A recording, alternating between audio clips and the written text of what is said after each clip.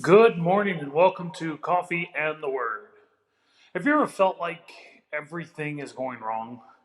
Like it almost feels like God has abandoned you, that you're being pressed in on every side, that you're almost having to endure persecution?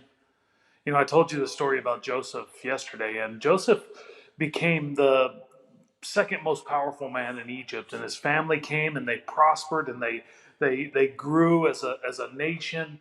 And then the scripture tells us in Exodus chapter 1 that a new king rose up who knew nothing of Joseph. And I want to read this to you because I want you to understand how quickly things shifted in the Israelite world. And so the scripture says in verse 8 of Exodus chapter 1, then a new king to whom Joseph meant nothing came to power in Egypt.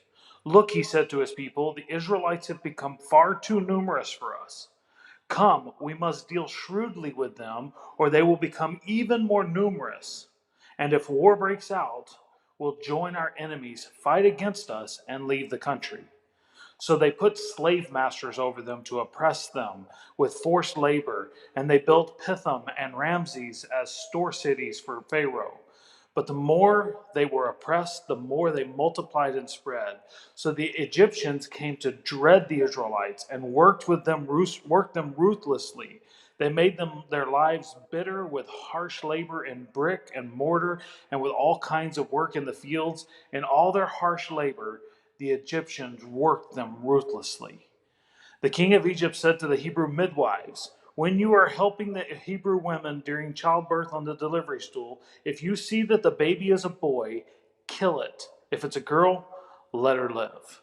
And so you can already tell this persecution is pretty bad.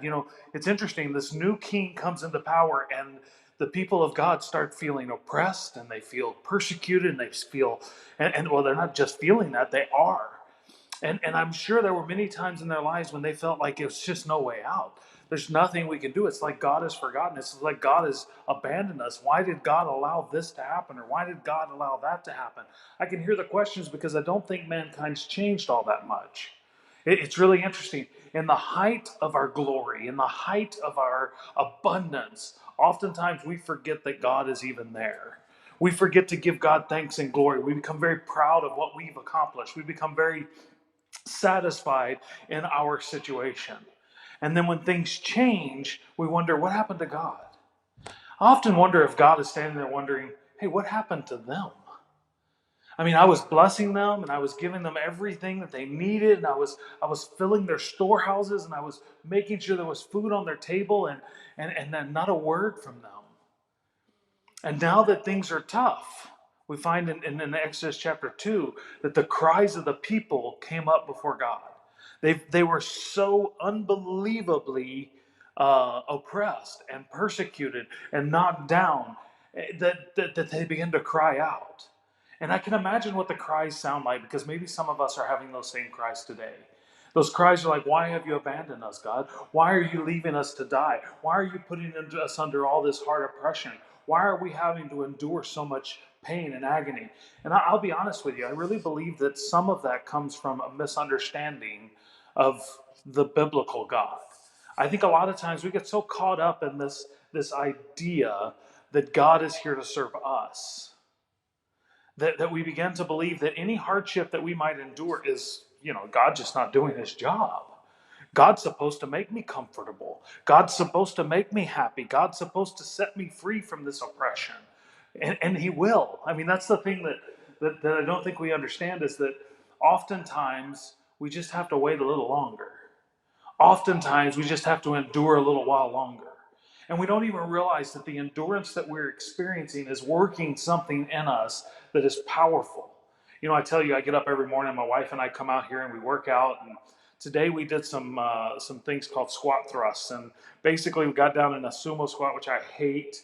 And we weren't allowed to go to full extension. And so as I'm doing this, my legs are on fire. And the person who's training us is telling us the whole time that our legs are burning.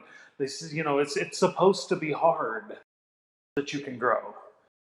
I think life is the same way. I think it's supposed to be hard so that we can grow. And so the Israelites are under this enormous amount of oppression. They're they're being enslaved. They're being dealt with shrewdly.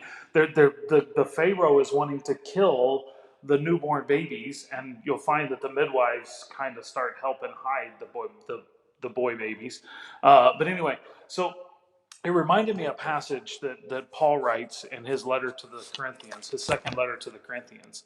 And here's what he says. And this is the thing I think we have to remember. He says, but we have treasures. We have this treasure in jars of clay. And what Paul is referring to when he talks about jars of clay is he's literally talking about our bodies. He's talking about this mortal body that we are living in now.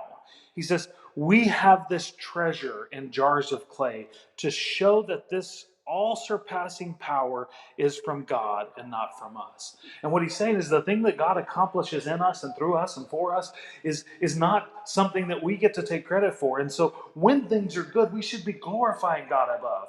And he goes on to say, he said that we are hard pressed on every side, but not crushed.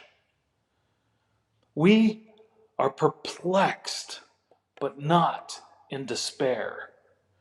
Persecuted, but not abandoned. Struck down, but not destroyed. And I guess I want to encourage you guys, though at times we are hard pressed. Though at times it does feel like the world is coming in on us, and that we can't bear another ounce of weight on us. We're not crushed. You see, that's what God's doing. See, our jars of clay would be crushed, but this all-surpassing power that is at work within us is God protecting us from being crushed. And I know it feels like you're being crushed, but you're just being hard-pressed. And he goes on a little bit further. He says, we are perplexed. We don't really understand what's happening and why it's happening. And that maybe that's the biggest question we as people ask is the why question. And he says, we are perplexed, but we're not in despair. We've not reached the point of perplexion that we just don't think anything good can happen. We are perplexed, but not in despair. Listen to this next one. He's like, we are persecuted. And I think a lot of us need to hear this, but we're not abandoned. God is there with us every step of the way. And the Israelites would do good to remember this in this very, very, very, very difficult time, is to remember that God is still there. He has not abandoned. In fact, we find out in chapter 2, which we'll talk about tomorrow when we introduce you to Moses, we'll find out that God heard every bit of the cries of his people.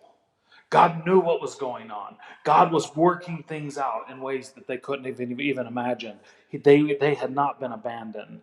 And then he says, struck down. And can the people of God join me in saying this, but we're not destroyed? Look, I didn't plan this. If you'll remember, we were working through the book of Genesis before Christmas season got here, and I wanted to get back to that. And when we get back to that, we're in the story of Joseph, and we see God is working things out. And then we get to the story of the Israelites and how they were hard pressed on every side, how they were persecuted, how they were struck down. And we see that God is working things out, and he's about to send them a deliverer and a man named Moses. I want you to understand something. He's already sent our deliverer and a man named Jesus. And Jesus is here to deliver you from all the stuff that keeps pressing you down. You have not been abandoned. You have not been put into despair, and you've not been destroyed. I hope that as you walk through today, instead of focusing on everything that tends to bring your joy away from you and tends to rob you of your peace, that today you will glorify your Father in heaven, who is working things out in ways you can't imagine, who is loving you more than the width and the height and the depth of the sea. I pray that today you go from despair to hope. I pray that today you go from hard pressed to victorious. All you have to do is fix your eyes on Jesus, the author and the finisher of our faith. I pray that today you reimagine your focus and put it on Him. God bless you. I hope you have a wonderful, wonderful Tuesday. This has been another edition of Coffee and the Word.